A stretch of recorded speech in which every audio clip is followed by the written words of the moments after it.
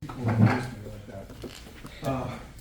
I want to tell you just a little bit about myself, though. And this is a story of white privilege.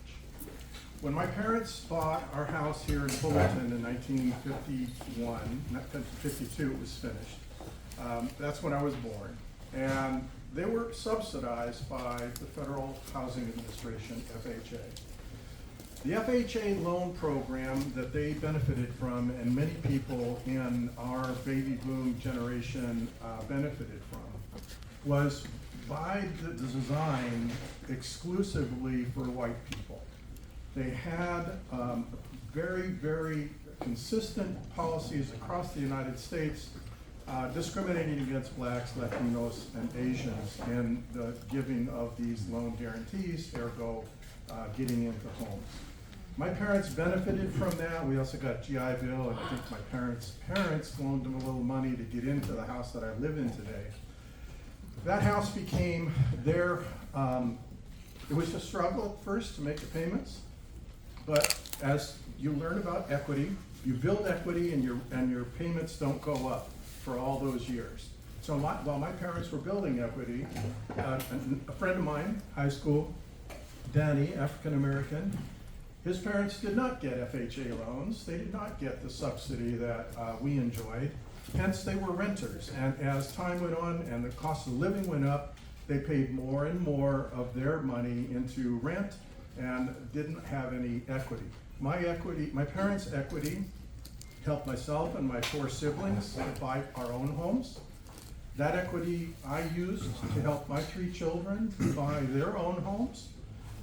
And it continues to grow. Danny and his wife never built that equity, didn't get that help from their parents, weren't able to help their children, and so the wage gap continues to grow.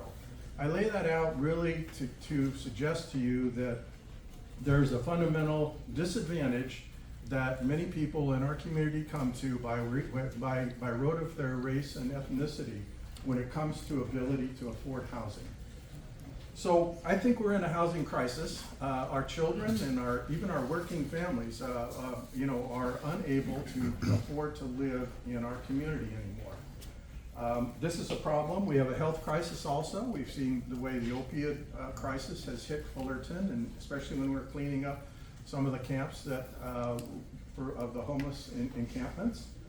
We see some of that abuse and that problem hitting us. We also have an economic crisis just based on the fact that the jobs that are being created are not the jobs that we used to have that would afford housing in this community, but instead are jobs that are below the living wages that are required to live here. So in the arena of homelessness, we had a court settlement that Judge Carter entered into. We basically got through his power as a federal judge and the lawsuit of the ACLU, an agreement from the cities, including what we call the North Spa, which is our northern cities that were entered into agreements to settle this lawsuit because the judge was saying you cannot eliminate your homeless encampments without having somewhere to put them. And that's the requirement that was the hammer that came down that really motivated our cities to open up some of the shelters that we have. The Bridges shelter, our first multi-service shelter that was collaborative in the North County, was extremely difficult to site. We fought and fought. Hundreds of people came from churches and everywhere else to try to get that sited, and it just got pushed around from one location to another. The Illumination Foundation came forward with one on Commonwealth. We got a Placentia, Buena Park. So this really helped to create some of the emergency shelters that we now enjoy as the first line. Those shelters, unfortunately, though, and as the chief really brilliantly laid out there, they only exist for that initial period. You can't stay there forever. That's not permanent housing. And if you get someone stabilized and you get them a plan and they're trying to get a job and they get a job and then at the end of 90 days or 6 months, I'm on the advisory board at Bridges, and we have some people who have been there a year and a half. We try not to let that be the norm, but it can be at times. much longer. Eventually, it's really hard for them to get out of there because if they get housing vouchers as one of the methods for permanent housing, there's nowhere to go. And that's really, a very difficult situation, and it points to the need for more housing that is affordable. We found that also you couldn't arrest your way out.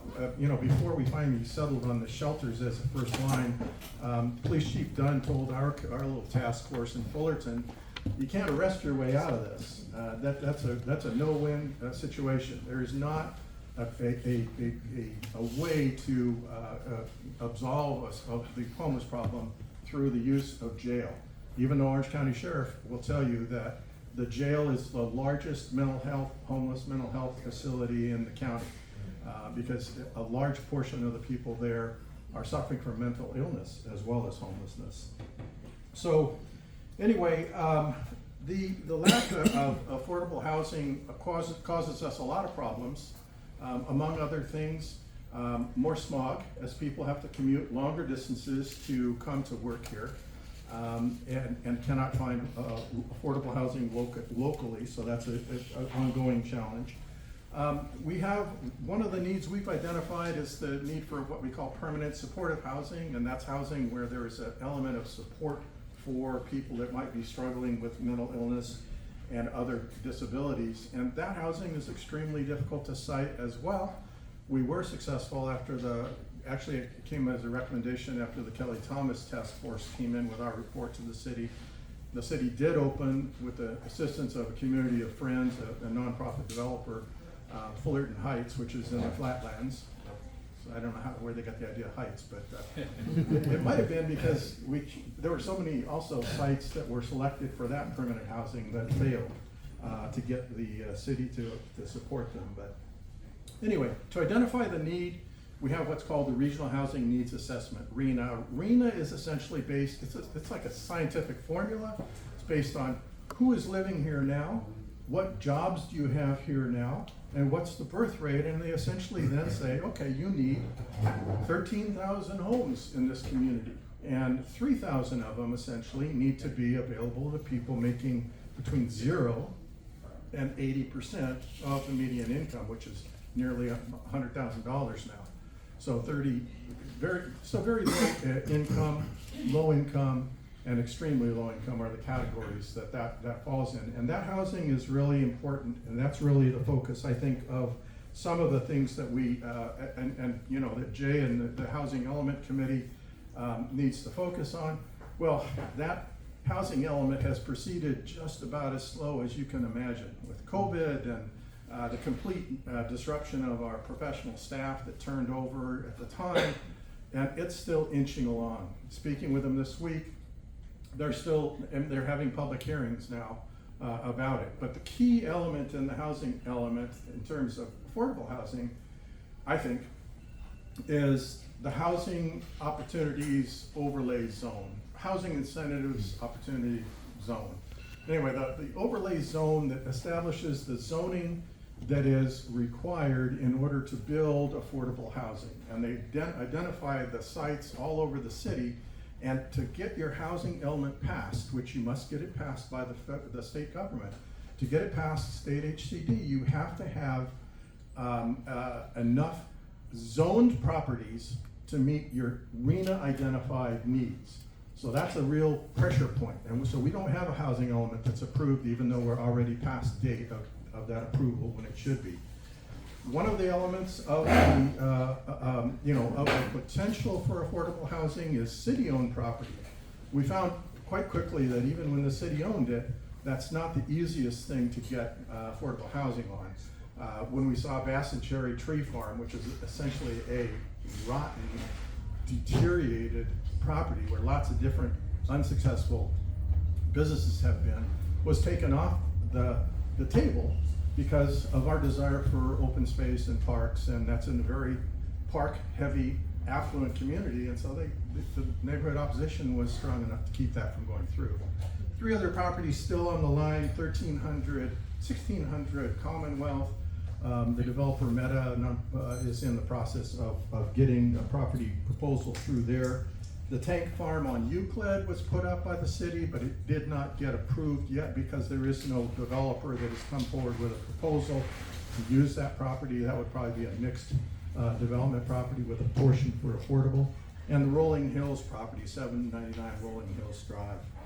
So auxiliary dwelling units, another element of how we can solve this problem, but I think most important, and what I wanted to underscore today, in this organization, or among you today, is the role that faith organizations can have. Because of this, certain rights to develop on your property and the ways in which that lifts some of the very onerous ways in which these developments are blocked by holding them up and suing and all these other things, the faith leaders or faith communities have the opportunity to do some of this.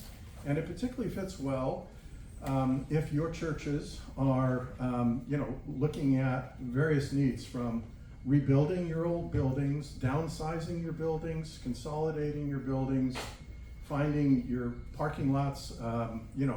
There's lots of different ways in which you can use the properties.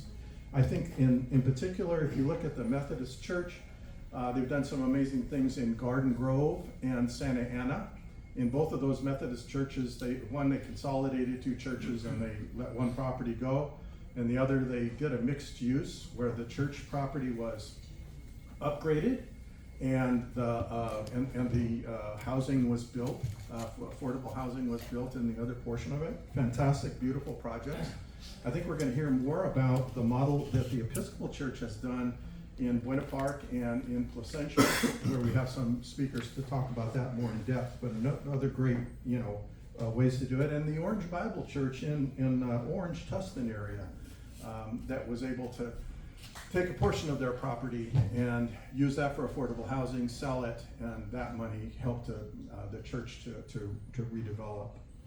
Anyway, I think there's lots of opportunity there, and in addition to going down and educating our congregations about the need for this housing. I think the Tri-Parish Coalition is an example of a great step-by-step process of educating a population in a church, the whole congregations, about the need, and they were so critical in turning out hundreds of people at our hearings when we got the original Bridges proposal for the shelter approved.